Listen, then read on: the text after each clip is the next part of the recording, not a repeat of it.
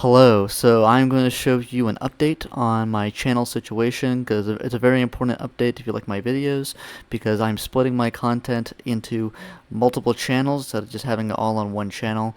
So if you're interested in seeing the rest of this series or whatever other videos like this one, it's a very important announcement to see. But if you've already seen this announcement in other videos or you just don't care, then skip to this timestamp to get right into the video and hope you enjoy. Um, Hello, and today I'm going to give you a rundown of major changes that are happening to my channel, or channels, I should say. So basically, I'm going to be splitting my channel into multiple channels of their own categories of what my channel revolves around. I just said channel a lot, but hope you understand what I'm saying. So the reason I'm doing this is because how the YouTube algorithm works is it says if a viewer on average watches every video you upload, your videos are better, so it shows them to more people. But the problem with my channel is that I react and do so many different content about so many different things that most people aren't interested in everything I react to. So most people just watch one topic that I react to. So, they just watch my Beatles reactions, or they just watch my NBA videos, or they just watch my TV show Breaking Bad or Chris Chan reactions. So basically, I'm going to be spreading my content into multiple different channels so that people who like that content, they're going to watch a higher percentage of each video on those channels, so YouTube will promote it more to help promote my channel, to help promote all my videos in general more. So here's the rundown here. So this channel, Lyric Reacts, will exclusively be for reactions that don't fit my other reaction channels. So basically, this is for my channel for reacting to whatever the hell I want. This channel will stay as reacting to whatever the hell I want as the original channel. So that's basically what the channel will be. Whatever the hell I want is going to be reacting, and all these reaction channels will have daily uploads. So next we have the Lyric Reacts NBA channel. This channel will be for daily NBA reactions. So if you want my NBA reactions, go subscribe to that channel. I will be continuing to upload all my videos to this channel for the next around 2 weeks, and putting this disclaimer at the beginning of each video so people understand before I just start uploading to a channel that no one's subscribed to. But eventually subscribe to that channel, so eventually I will start only uploading my NBA reactions to Lyric Reacts NBA. I'll have daily NBA reactions as well as weekly NBA full game reactions. So we're going to react to a bunch of classic NBA games on that channel. And next we have Lyric Reacts Music. So if you watch my Beatles reactions mainly, that's the music reactions I've done so far, start with this, go to this channel. We'll be doing reacting to the Beatles solo albums, as well as we're eventually going to get to a bunch of classic albums. I plan to do a bunch of classic albums in chronological order, and I'm also going to start my hip-hop journey, where I'm going to react to hip-hop albums in chronological order, the history of hip-hop. So I plan to do one non-hip-hop album and one hip-hop album per week, and it will be all, I'm planning to react to both in chronological order, so I think it'll be a really cool experiment to do. There'll also be daily song reactions from those albums, so hopefully you will enjoy that. So if you like my music reactions here, you want to see more music reactions, go to that channel, Lyric Reacts Music. Next we have Lyric Reacts Media. This channel will be exclusively for TV and movie reactions. So right now I am reacting to 3 shows, quote unquote, those being Breaking Bad, Chris Chan: A Comprehensive History, and Attack on Titan. I'm counting the Chris Chan series, even though it's a YouTube series, as a show because it is a series. So if you like reacting to any of those, my Breaking Bad reactions, my Chris Chan reactions, or my Attack on Titan reactions, go to that channel. That's where those reactions are going to move to. And I am planning on uploading two reactions of 2 episodes of each of those per week, as well as 1 movie reaction. I am actually counting the Beatles Get Back documentary as a movie just because the episodes are so long. So if you want to watch the Beatles Get Back documentary, you want to react to that, also subscribe to that channel. And also, yeah, weekly movie reactions, as well as 2 episodes of 3 shows per week. And that's it for my reaction channels, but I also have two other channels. First of all is Lyric Rumbles NBA. I have already started uploading on this channel months ago, so I already have some original content up there, but the quality is going to improve a lot. It is for my original NBA content. So if you like my NBA content, if you want to see original NBA content, go to that channel, Lyric Rumbles NBA. I plan to upload one video there every 1 to 2 weeks because, obviously that takes a lot more editing and work than the reaction videos. And then I have a new channel called Lyric Rumbles, just Lyric Rumbles. That channel is the original content that is not NBA related. So you subscribe to that channel to get my original content that is not going to be NBA related. It's going to be the channel I'm probably going to work the hardest on in general. And it's not gonna you're not gonna see a video in there for a little bit because it's gonna take a lot of work for those videos. And my first video I plan on putting there is the Beatles Iceberg Explained, which is a video I'm really hyped for making, but it's gonna take a little bit. So subscribe to that channel preemptively to get all those videos. And yeah, so basically that's the gist. My 6 channels: Lyric Reacts NBA, Lyric Reacts Music, Lyric Reacts Media, Lyric Rumbles NBA, and Lyric Rumbles. So subscribe to all 6 of those channels if you like all of it. If you like all my content, go subscribe to all 6 channels. But if you're interested in certain parts of my content that you only watch, subscribe to the ones that fit you the most. And yeah, sorry for this long explanation, but had to get the word out so you know where my content is going to go now. And so yeah, hope you enjoy the content coming up. Hi, my name is Lyric, and today we are going back with another NBA reaction, and this one is of The Heart of Allen Iverson by Clayton Crowley. Clayton Crowley is one of the greatest, most underrated NBA YouTubers. I reacted to his Making the Case series. If you want to see that, I have a whole playlist of those reactions. They're so great videos. This guy is really good at storytelling of NBA, and he makes fantastic NBA videos, potentially some of the best NBA videos on YouTube. So if you have not seen this original video, go to his channel, subscribe, watch the original video, then come back here, or watch my video with his video playing in the background and subscribe to him because these videos are amazing. So yeah, we're reacting to The Heart of Allen Iverson. So yeah, we got a video on Allen Iverson. We're just going to see posting most of the videos about certain players, just telling their story of what they meant to the game and everything like that. And it goes really in depth with them. There's 36-minute long videos, so snip back, grab a snack, and all that. With The Heart of Allen Iverson, let's go. Make sure to also like and subscribe on this video to support a smaller creator. And yeah, subscribe to the other channel to grow that one so you can get more of these NBA reactions. Let's get it. There's no one quite like Allen Iverson. One of the most dynamic. Yeah, one of the most influential players of all time in terms of just everything about him, his play style, just the way he presented himself, everything like that. Dichotomous basketball players of the last 50 years. The 6-foot-tall David who slew 7-foot Goliaths. Yeah. Someone who routinely exerted more effort and will. Who do you think is the greatest pound-for-pound player in NBA history? Do you think it's Allen Iverson? Than anyone around him, but who couldn't be bothered with practice. An unabashed revolutionary who never set out with a cause in mind. His story begins in Virginia, where he was one of the great two-sport athletes in high school history. In his junior year in 1993, he was football, the Associated he was quarterback, Player right? of the Year in football, playing quarterback, running back, defensive back, and return specialist. What? And he All was of the them? Associated Press How? Player of the Year in basketball, breaking Moses Malone's single-season Virginia scoring record, and was named a first-team All-American.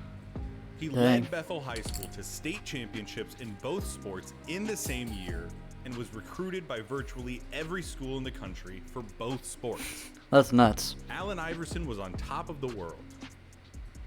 Until he wasn't. If you are familiar with Allen Iverson and his story, you know at least some of what happened. It's as much a part of his story as the step over.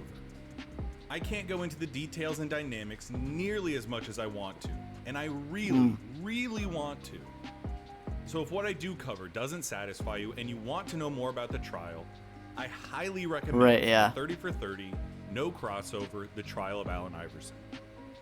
On Saturday, February 14th, Valentine. I actually don't really know the details of this at all. I just know that happened, but yeah. So this is really interesting to get a look over of. 1993. Allen Iverson and a group of friends were socializing at Circle Lane's bowling alley. Around 10:30 that night, a verbal altercation between the black group of teenagers and a white group of patrons escalated into a brawl. Police intervened and broke up the fight, placing 4 people under arrest. Allen Iverson, and 3 other black high schoolers. As the story pertains to Iverson, Of course they he only, was yeah, of course they only arrested, allowed to yeah. complete the basketball season, capturing the honors we talked about previously.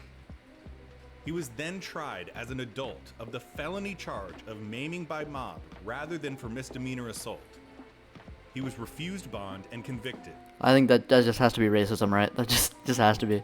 Sentenced to 15 years of prison with 10 years suspended. He spent 4 months in prison before being pardoned by Governor Douglas Wilder.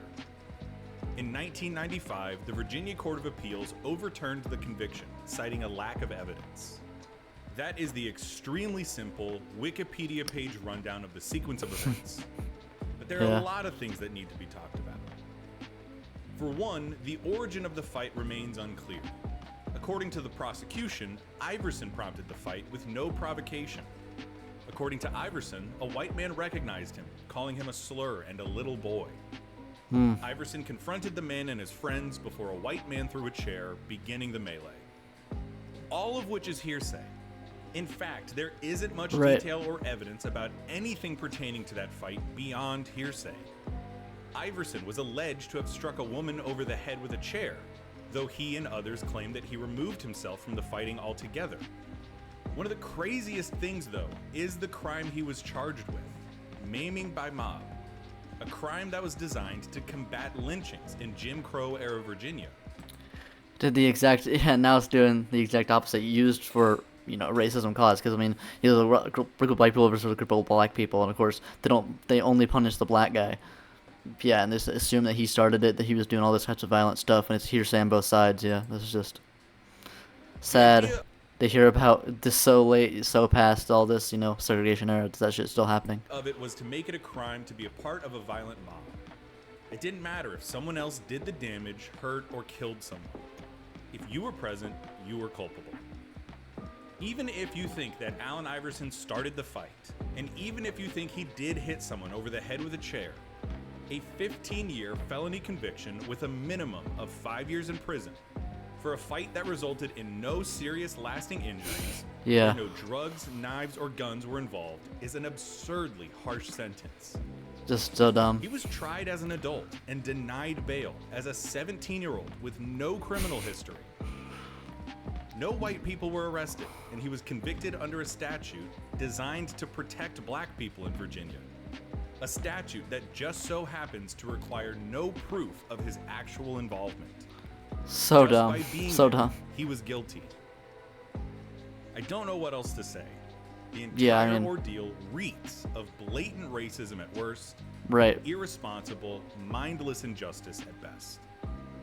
Again, I can't go as far into it as the fight continues on, man. The fight continues on. So please watch the 30 for 30. There's so much to be said.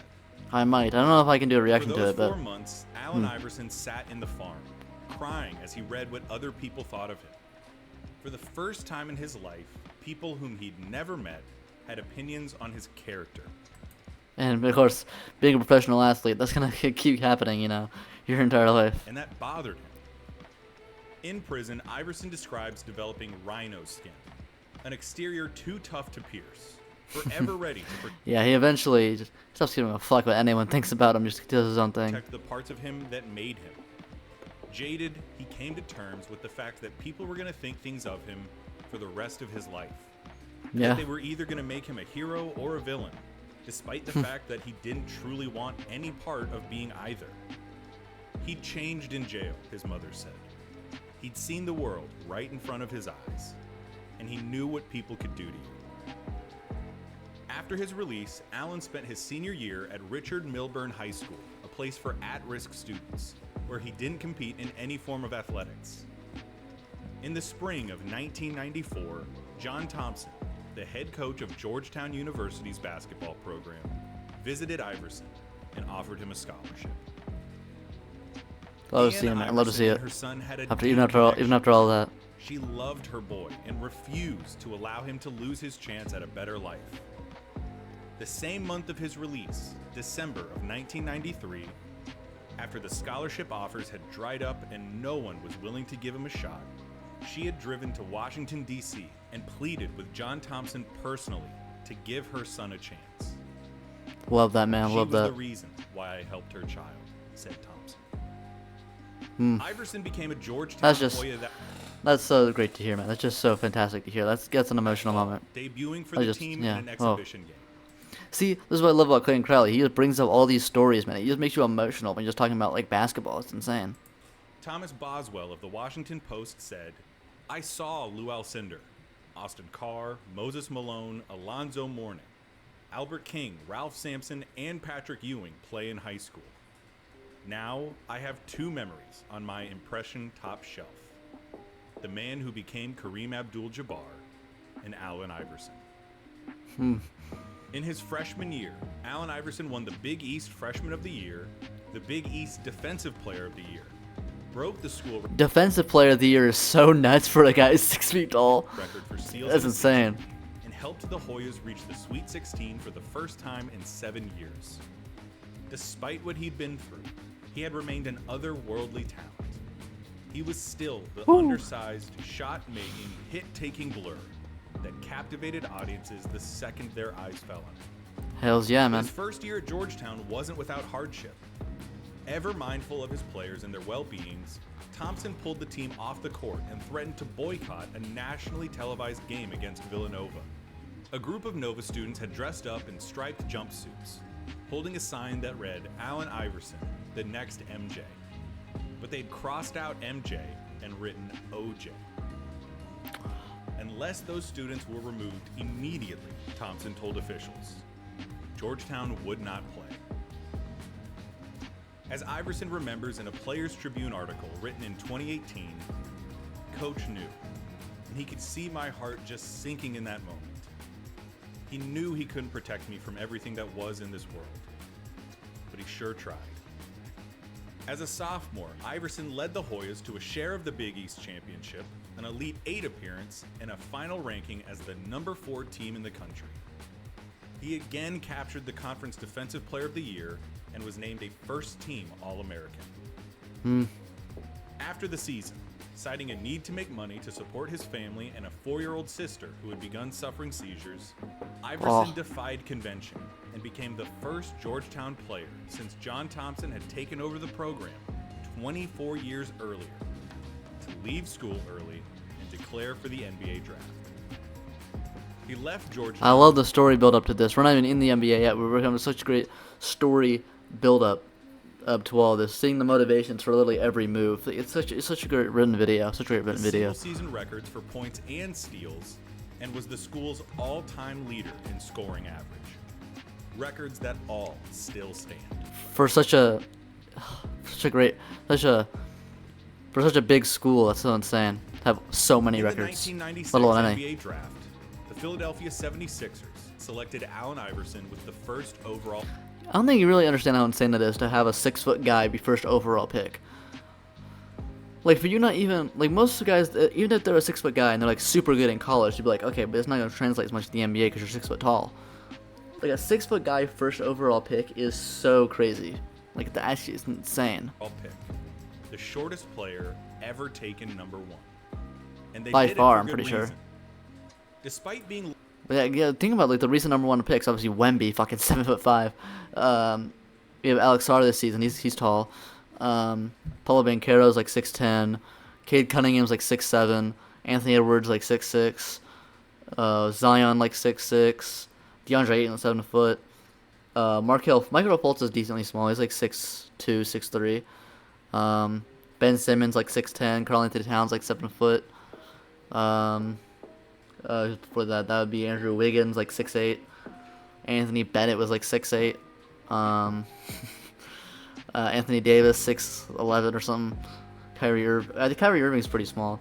So yeah, there's some examples, you know, but it's very rare to have a small player, you know, being first overall pick. Tall, the universal consensus is that Allen Iverson couldn't have been taller than 5'10", maybe 5'11". Dang.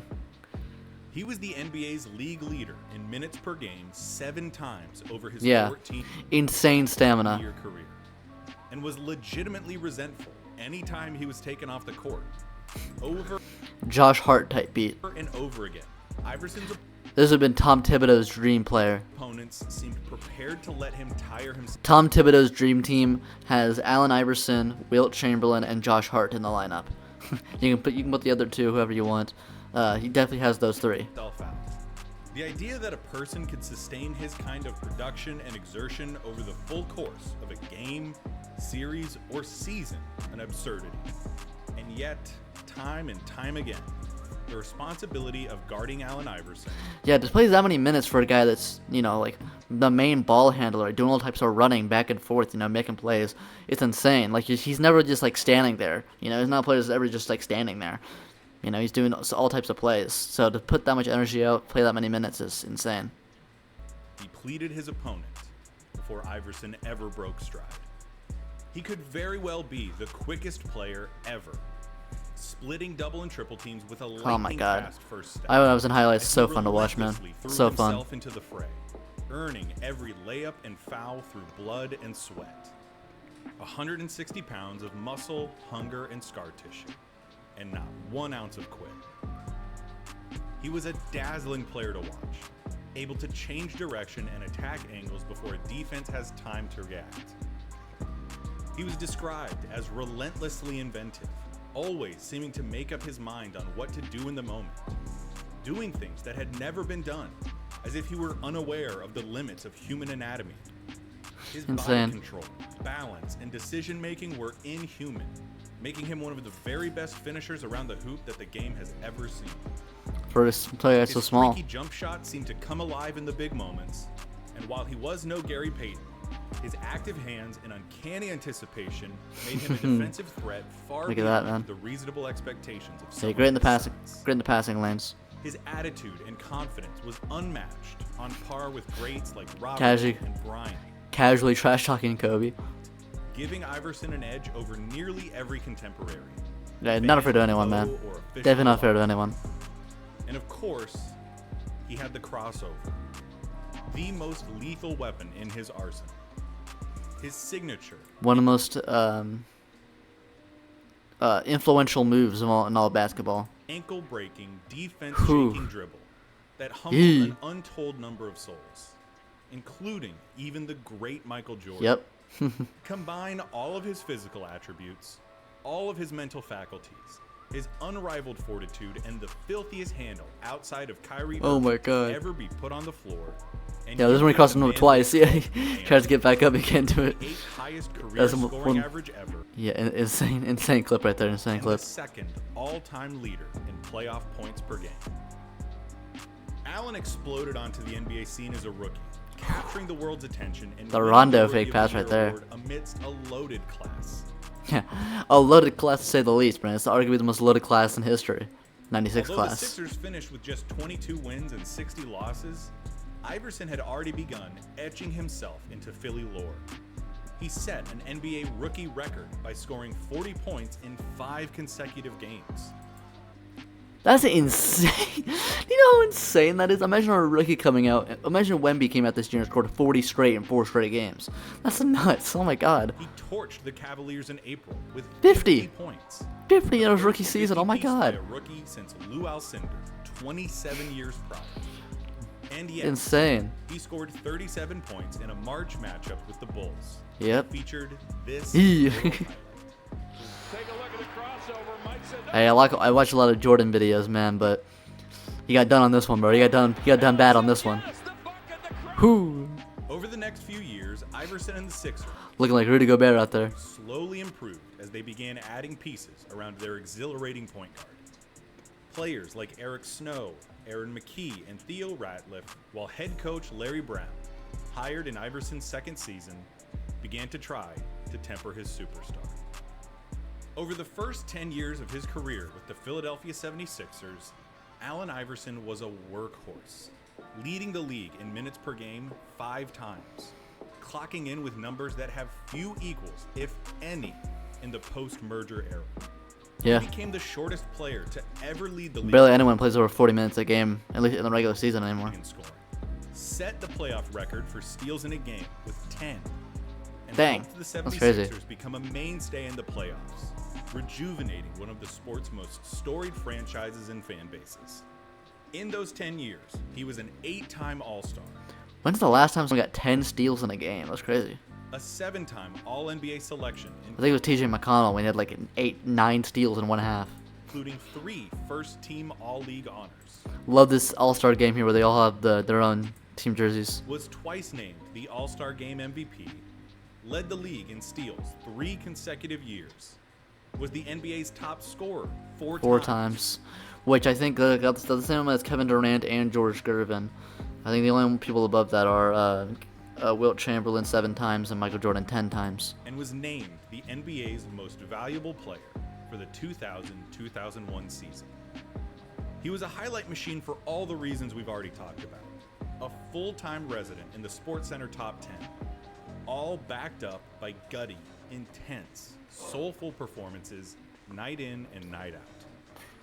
As for individual seasons, I have to try my best to keep it brief. We'll save 01 for the end, but Iverson played the 2000 Saving the season MVP at for the end. full tilt, furiously fighting to Oh bring my the god, Sixers dude, back the to playoffs crossovers. after he You guys think is a better ball handler, Allen Iverson or Kyrie Irving? missed 12 games early in the year, breaking his thumb after diving for a loose ball. He did just that, spurring the Sixers into the postseason, and was the only player other than Shaquille O'Neal that Yeah, he earned definitely an carried the MVP. team. 2005 Oh yeah, he ruined Shaq's unanimous MVP. was another of Iverson's very best campaigns. He'd evolved into a more capable distributor, registering the best passing numbers of his career to go along with a league-leading 30.7 points per night. His relentless intensity and crunch-time heroics carried a putrid Philly team to the playoffs, earned Iverson a handful of MVP votes, Whew. and another selection as a first-team All-NBA talent. Throughout his tenure as a Philadelphia 76er, Allen Iverson resonated. He was a special kind of athlete. Like Steph Curry years later, kids saw Allen Iverson and saw someone they could relate to. What he lacked in size, he made up for in heart. He cared and fought for every inch in every basket. He carried himself like a boxer, someone who knew that they were going to get hit, but who was willing to die before giving up. Dang, look at It was that. a mindset and an attitude that married him to the city of Philadelphia forever. They loved Who do you think is the greatest Philadelphia 76er of all time? I'd probably still go Wilt Chamberlain, but Allen Iverson definitely up there, obviously. Iverson, and he loved them right back. How high do you think Joel Embiid is on that list? Philly was the first place and the first time since his ordeal in Virginia And they have not made the conference finals since Allen Iverson. Still never made it. The Kings have made the conference finals more recently than the Sixers. where he'd gotten respect and The Seattle Supersonics, I'm pretty sure, have. love from people who didn't know him. The more they cheered, the harder he played. And the harder he played, No, they haven't. I don't think the Supersonics, no. No, they didn't make the conference finals before they switched, but yeah. But this is saying, though, that the Kings have made the conference final more recently than the Sixers. the more they cheered. It's been 23 years. And of course, maybe Allen Iverson's greatest impact on basketball was his style. In Yep. every sense of the word. Went against the traditional style of the Beyond time. just his play style as a shoot-first scorer, Right in the culture. with every trick in his bag and a rejection of the This traditional is an duties insane of clip. his position, Oh my a style god, dude. that has virtually defined the past 8 years of NBA basketball. He wore what he wanted to wear. He talked about Yeah. what he wanted to talk about. He looked how he wanted to look. He not only changed culture in just basketball, but he changed like the culture across really all of culture in America, at least in America, dude. Where it became a lot more normal to just wear whatever the hell you want to wear, you know, you have baggy ass clothes, you know. It just became a lot more of a thing, just wear whatever the hell you want to wear, you know. It brought more of the black culture into the sport when it was like everyone's all you gotta go, you wear a suit on the sideline and everything, you know. And said, fuck anybody. Yeah, talk to everyone to talk. Yeah, he became the culture that I think eventually split into just all culture nowadays. Just you don't have to be just not being professional all the time, like just doing whatever the hell you want, which I respect. With something to say about it. He wore baggy everything. He sagged Yeah. his pants. He wore flashy jewelry. All of that in the early 2000s, plus his iconic cornrows and tattoos, added fuel on the racially stoked fire that suggested Yeah. he was a danger, a thug from the projects with a shady past. It didn't stop Iverson, who bristled at the idea of changing himself to be more popular or to be accessible. He loved hip-hop because that was the music he grew up on. He identified with it. He dressed how he wanted to dress because that was his childhood dream. He didn't dream of buying suits. He used to say that growing up, suits were just what you wore to church. He wanted new shoes, a fresh haircut, and authentic jewelry because those were the status symbols. And he was by far the most fashionable motherfucker, dude, in the league. Doing whatever the hell he wanted to do. Impossible notion for many white Americans to get their heads around. Nonetheless, Iverson was a trendsetter. Just look at the league. Nearly every player now has tattoos. The cultures of basketball and hip-hop are irrevocably linked. And headbands and arm sleeves are commonplace more as fashion statements than as practical accessories. Players revel in their abilities to express themselves through their style and fashion, unafraid to be themselves. Not all the credit can be given to Iverson, but damn if he doesn't deserve a lion's share. Yeah. Of course, there was criticism of insane influence. We're talking about influence, insane influence all the time. Iverson. That can't up there with, in terms of influence, it's hard to talk about influence because obviously his influence not just on basketball, but up there, 100%. Attributed purely to thinly veiled racism or ignorance. He was the unwilling face of the me generation. His detractors criticized him for dominating the ball and taking bad shots. Some said that his there is one criticism of Allen Iverson. I gotta say, I do think overall, all time, as an actual basketball player, he is overrated. Which I was ready to get into, because obviously I wanted to sing his praises first. But yeah, he is like one of the most inefficient players of all time, and he didn't have much defense, and he's a pretty good passer, but still, I do think that he is overrated all time. I don't think he's top 20 or anything, or top 30. But yeah, obviously, just my opinion. So I do agree with in terms of just basketball criticisms, I do agree with this to a certain degree. Intensity and efforts were often misguided. That his firm belief in his own abilities hindered the development of his teammates and the success of the team. He clashed with coaches throughout his career, with the exception of John Thompson, earning him a reputation as a coach killer. He had a famous, if not slightly overblown, disdain for organized practice. We're talking about practice. Resulting in his iconic practice rant.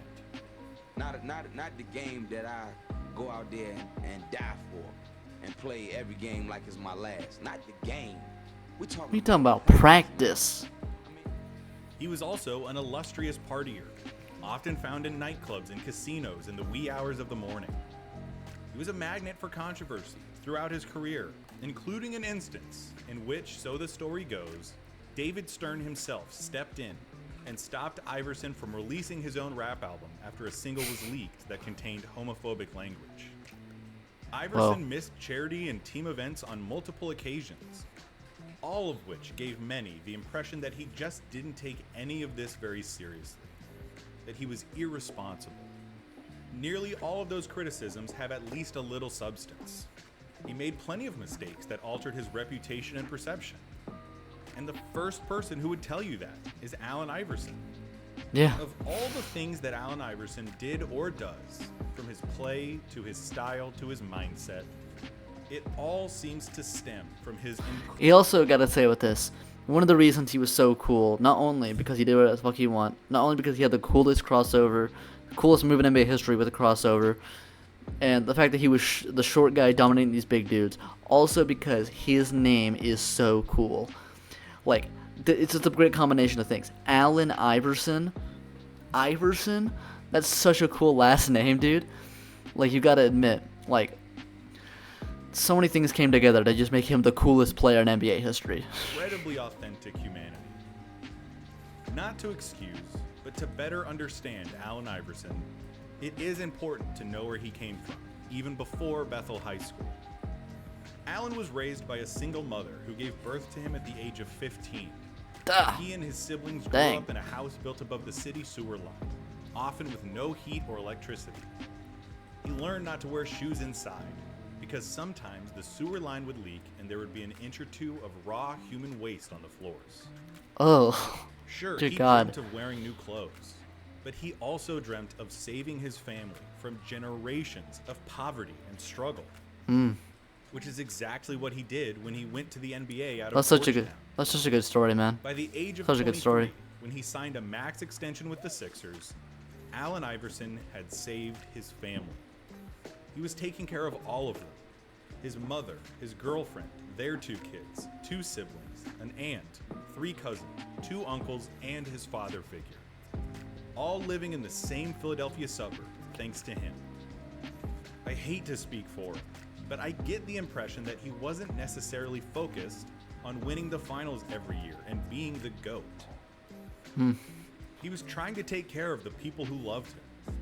And once that was done, he could focus more on playing for the sake of his basketball legacy.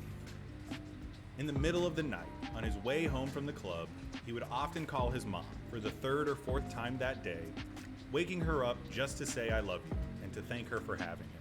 That's so cute. He said to Dude, this is a great guy, man. Allen Iverson's a fantastic dude, but that's the cutest story I've ever fucking heard in my entire life, dude. Goddamn. his family the night before he was drafted, wherever I go, everyone goes. Whenever I eat. See, such good storytelling, man. Making me emotional over this video just about a basketball player, dude. Like, yeah, dude, it's just so great storytelling here. Oopsies. And it's just so great. You're literally talking about his motivations for doing everything, man. It's just a heartthrob story, man, about why he did literally everything, you know, giving him the motivations about everything he did. I love that so much. In sports, the traits that make you successful are not necessarily the traits that make you a good human. You don't really want to have a lot of sympathy in the middle of a UFC fight. You Yeah. don't want to be gentle when you're a middle linebacker. So sometimes you forget that athletes are human. Jordan crying in the locker room reminds us that he hurts too. Tyson caring about his opponent reveals that he can be compassionate. But nobody Rare human overlooked moments. or forgot the humanity of Allen Iverson. Oh yeah, his mom doing his cornrows on the sideline. I've seen that clip before. It's so sweet, just so wholesome, Iverson's career came somewhat ignobly. It's not the kind of story that saves its best for Call this clip with the one-handed when he's looking at the ref. At the end of the 06 season, Iverson's fastball was slowing down. He was traded to the Denver Nuggets. He's underrated on the Nuggets. He wasn't bad on the Nuggets. He was really good when he first got to the Nuggets. Okay, after that, starts getting bad. But when he was on the Nuggets, he was actually really good. It's just him and Carmelo Anthony's play style didn't really fit each other at all because they're both ball hogs, basically. Iverson spent time with the Detroit Pistons, Memphis Grizzlies, went back to the Sixers. Played about 5 games with the Memphis Grizzlies or something. And even played 3 games in Turkey over the next 5 years. Yeah, that's true. With success varying from He actually could have played a lot longer if he was willing to become like a bench role player. But he just, as soon as he just refused to not be a starter. So yeah, as soon as he wasn't like a star level player, he was just out of the league. So that's why he only played like 15 seasons, just because of that. But he could have been like a role player for like a bit longer, 100%. quality contributor If he really wanted to be. outright disaster. He officially retired from basketball in October Also, obviously, he had a bunch of injuries that halted him. of 2013 and was inducted into the Hall of Fame in 2016. You can look up those last few years if you want to. I don't really feel like talking about them. Instead, I'd like to point out that Allen Iverson remains one of the most popular and respected figures in and around basketball. Yeah. Unlike greats of previous generations, Iverson is eager to dole out praise for the league's current stars. That's true, which makes him way more likable. And there's so many goddamn older players that keep disrespecting newer players, and it just breeds resentment in the younger players. Allen Iverson, you know, I don't think I never really see new fans be like, oh, Allen Iverson was trash, you know, he wouldn't survive in today's game. I never see that, mainly because people don't really have resentment for Allen Iverson, because he's not over here saying, oh yeah, I would fuck up Steph Curry, you know, like, yeah. Players still talk about him for what he is, one of the most influential players in the game's history. In his 2018 100%. Players Tribune piece, Iverson talks about how he's finally at a place in his life, separated by enough time from the game and the spotlight, where he gets to just be a person, the thing he'd been trying to do all along. And like everyone, he's still figuring it out. trying to improve and get better. Hopefully he'll get to keep doing that, and we'll never see Allen Iverson peak as a person. But he did peak as a basketball player. In the 55th season of the National Basketball Association. Here we go. The 2000-2001 NBA season. Over the 3 prior seasons, Magnum Iverson opus. and head coach Larry Brown had begun butting heads so much that Brown was ready to have Allen shipped out. Yeah. A potential trade was put together after the 2000 season that would have seen Iverson shipped to Detroit. But Matt Geiger, the Philly big man, That's a really interesting what-if in NBA history, because obviously a few years later, the Pistons build this roster that wins the championship in 04, but they probably would have traded pieces there that would have brought away from that championship team to get Iverson on the team. I don't know if Iverson would have fit their style at all to win the championship, so it's a really interesting what-if he had actually gotten traded to the Pistons then. included in the trade, refused to forfeit the $5 million trade kicker that he was owed. The trade fell through, and Iverson remained a Sixer. As the story goes, Iverson was so shocked by the trade rumors that he relented. If he and Brown were stuck together, he might as well try Brown's approach. Almost immediately, the media caught wind that something was changing. Allen Iverson was coming to practice. Early, he was doing the drills and hitting the weight room, adding pounds and strength to his slight frame. He even went so far as to approach Brown and ask to be made co-captain of the team with his backcourt partner Eric Snow, to which Brown obliged. Love to see that, By the time man. the season rolled around, the Sixers were galvanized behind their coach and their star's newfound approach to the game. Through the first 10 games of the season, the Sixers were 10-0. Whew. It was working. By Fantastic. the All-Star break, they were 36-14. Allen was an All-Star starter in one of the great All-Star games of the last 30 years. He rallied the East, scoring 15 points in the fourth quarter to help Finger rolls engineer nuts. a 21-point comeback, culminating in a 1-point Eastern Conference win and the game's All-Star Back when people cared about who won the All-Star game. MVP honors. At the trade deadline, February 23rd, already in possession of the league's best record, the Sixers traded for another Georgetown prospect to pair with Iverson. One of a different breed. DPOI. 7'2" Dikembe Mutombo. In the midst of putting together perhaps the best season of his career, at age 34, the center was at his most dangerous on the defensive DPOI at 34 is actually insane, though. end, swatting away shots and delighting Philadelphia with his This was like his last good season. trademark finger wag. The Sixers finished the season with the best record in the Eastern Conference. The end-of-season award list was chock full of Sixers. Brown won Coach of the Year. Aaron McKie, the team's spark plug and defensive specialist off the bench, won Sixth Man of the Year. Mutombo won a 4th Defensive Player of the Year award and was selected to both First Team All-Defense and Second Team All-NBA. While Iverson, who had shouldered the load all season and committed himself like never before, became the shortest and lightest player in NBA history to be named MVP.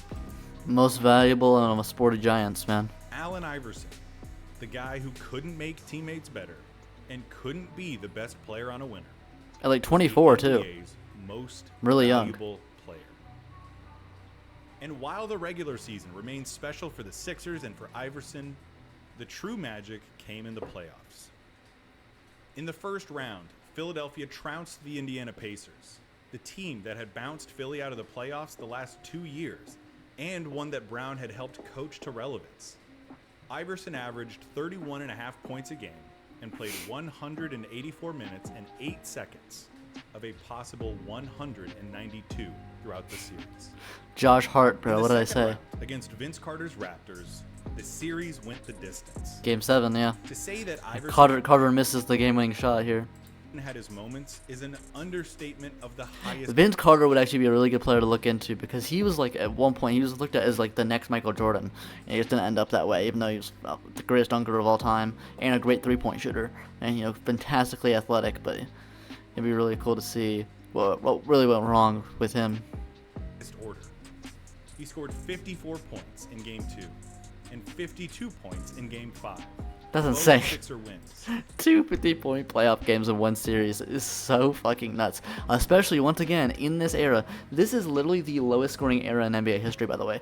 Late 90s, early 2000s is the lowest scoring era in the shot clock era. So to do this, to average over 30 points a game, multiple 50-point games in this era, in the playoffs, especially in the playoffs, it's insane. Like, yeah, people don't realize just how impressive this scoring is. Even if I think low efficiency, but still, just doing the scoring at this low of an era is still insane. And in Game 7, he registered a career-high 16 assists to help lift the 76ers to a 1-point victory. In total, he rested for less than 12 minutes across the series' 336 minutes of game time. Nuts. For the first time since 1985, the Sixers had reached the Eastern Conference Finals, where they faced another grueling test in Ray Allen's Milwaukee Bucks. It should be noted that the 2001 Eastern Conference Finals is in the Mount Rushmore of NBA rigged series. This is true. Along with the 06 Finals, hell yes, as a Mavs fan, 100% 06 Finals. 07 Western Conference Finals. I don't know about that one. That's against the Spurs. That's Spurs versus Jazz. I'll have to look at that one. And the 02 Western Conference Finals, obviously, Lakers versus Kings. I've actually done a video on that. You can look that up. Sixers were the beneficiaries of an alarming free throw disparity, and many close games were decided in favor of the Sixers by questionable calls. Whatever this isn't about that, I just wanted you to know that. I know. Yeah. I don't think anything, like, I think there's people say that, oh, some games, it seems like the refs are definitely favoring one team, but you cannot do it on the level of these 3 series, these 4 series. In modern NBA, Twitter would be all over it the day. People are all over it the day when there's like a little bit of a disparity on one side. They're like, oh my god, the refs have been paid. I can't believe it. Like, if you did anything remotely on the level of the 2002 Western Conference Finals Game 6 in like 2024, dude, the internet would explode. It'd be fucking nuts. The internet went nuts after a regular season game between the Lakers and the Celtics last year, where Tatum smacked LeBron's arm, and the whole internet blew up in a regular season game. Like, imagine if it was like such an important game, Western Conference Finals, Game 6. Like, it'd be so nuts to do that in modern day. The individual matchup between Iverson and Allen took top billing, and neither disappointed. The 2 stars and teams brought out the best in each other, pushing the series to another Game 7. Although Iverson had missed Game 3 trying to recover from a hip injury he'd sustained in Game 7 against the Raptors, the Sixers were up 3-2 going into Game 6. They lost that Game 6 on the road, despite Iverson's exhilarating 26 fourth-quarter points. Nuts. Although they hadn't won, that's so insane on a playoff game, 26 in the fourth. Oh my god. The 76ers had felt the momentum start to shift their way again. Game 7 was a blowout. Iverson finished with 44 points, and the 76ers won by 17 points, punching their ticket to the finals for the first time since 1983. And their first time since. Where they met a juggernaut, the 2001 Los Angeles Lakers. One of the best teams of all time. I would say, I think the best team of all time was the 2017 Warriors, then the 96 Bulls. And then it's hard. Then you have like the 87 Lakers, the 86 Celtics, and the 01 Lakers, or even like you can go like perfect like the 65 Celtics. You could argue for 3. I think the top 2 are pretty solidified. I think the 01 Lakers have an argument for 3rd.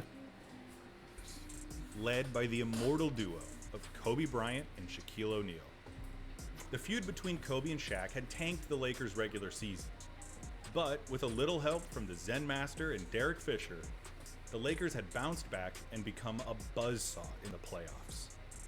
They'd swept their way all the way to the finals, 11 wins and 0 losses against the Trailblazers, Insane. the Kings, Sweeping the Spurs is nuts. and the Spurs. Yeah, even the Kings too. They went to Game 7 against the very next year, and arguably should have lost against. And sweeping the Blazers, they went to Game 7 the year prior to and barely won off that amazing comeback at the end. The Lakers' dynamic duo were in the midst of playing their most impressive basketball together.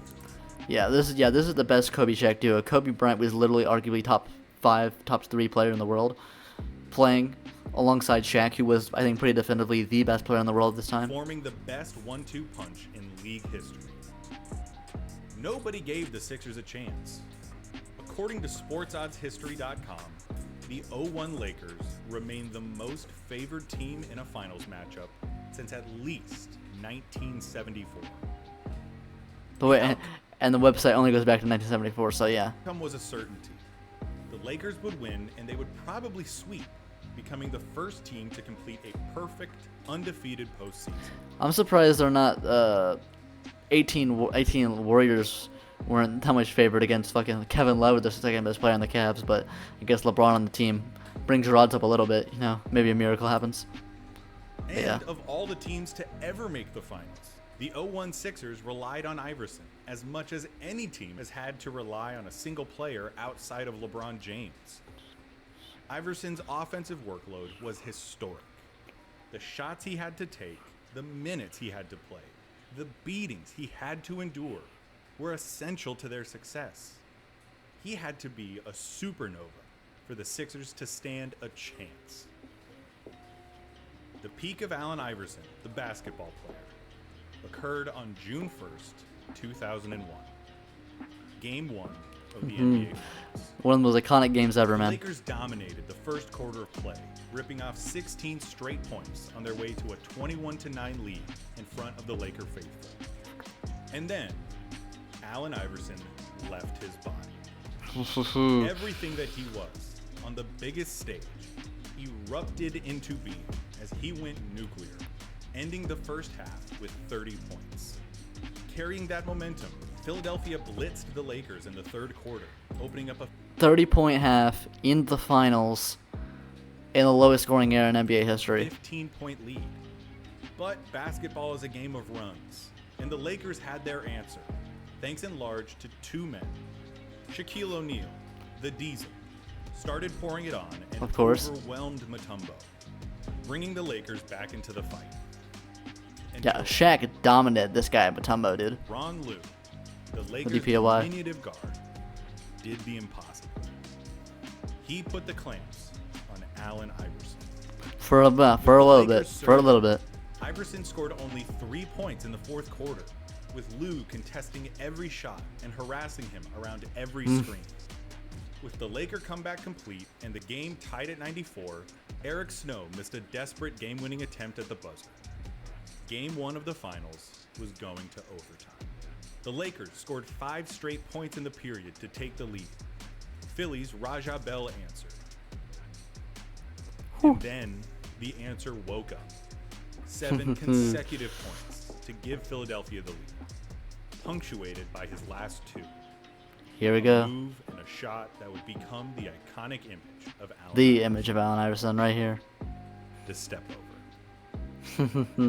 Philadelphia. Yeah, the fact that Tyronn Lue actually did good at defense that game, clamping him up, but he only gets remembered for getting stepped over. It's just so sad, man. It's so won sad. That game, 107-101. Iverson accounted for 7 of the Sixers' 13 points in the overtime period and finished the game with 48 points. Iverson's 2001 Nuts. postseason didn't culminate. One of the most shocking games of all time. The Lakers would go on to claim the championship and their argument as the best team ever, winning the next 4 games of the series in a row. All the same, Iverson's 2001 playoff run remains one of the stunning singular efforts by a basketball player. The minutes are out of this world. A regulation NBA game lasts 48 minutes of game time. In the 2001 playoffs, Iverson averaged 46.2 minutes per game over 22 games played. That's the highest minute per game average of any player who has played 19 I was gonna say 46 a game. Oh my god. or more games in a playoff run. It's the 7th most minutes ever played by a player in a single postseason. Look at that. They're all from, pretty much all from, other than Iverson, they're all from 60s and 70s, apart from '07 James. People talk about act like fucking LeBron's fucking, you know, doesn't fucking play, isn't fucking tough, but I mean, come on. Season, period.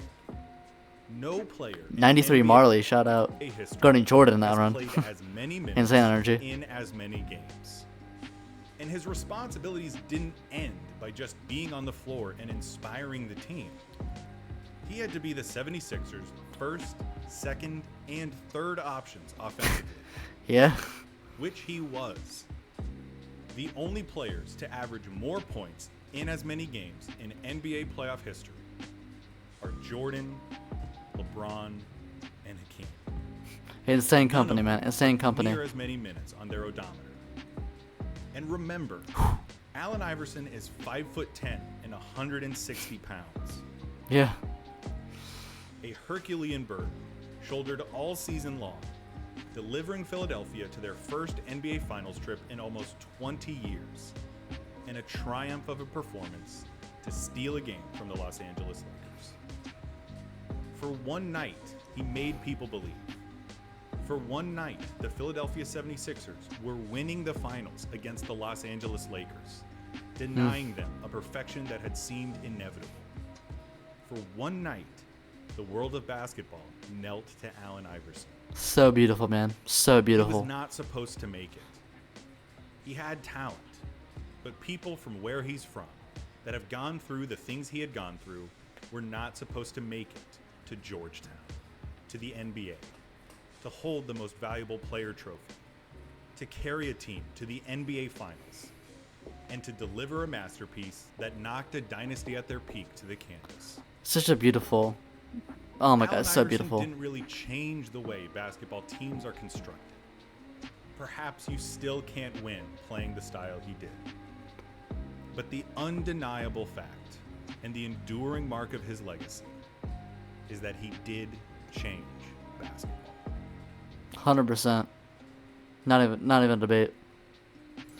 All right, fantastic video. Go subscribe to Clayton Crowley. Go watch his original video, please. Yeah, and make sure if you want to see more NBA reactions, subscribe to Lyric Reacts NBA. I'll subscribe to this channel because I'm going to keep uploading them here for a little bit, so other people will eventually subscribe to that channel, then I'll start uploading on that channel. That way, you know, I start uploading there and I get no views off the bat, so, you know, I'll give people time to subscribe to that channel. And yeah, fantastic video from Clayton Crowley. We're doing more daily NBA reactions. Yeah, put your opinions on Allen Iverson below. Do you think he's overrated, underrated? And how do you think about his 2001 run? Do you think it's one of the greatest runs in NBA history? If so, why? If not, why? Yeah, just fantastic video from Clayton Crowley. We're definitely going to watch more of his videos. And yeah, bye.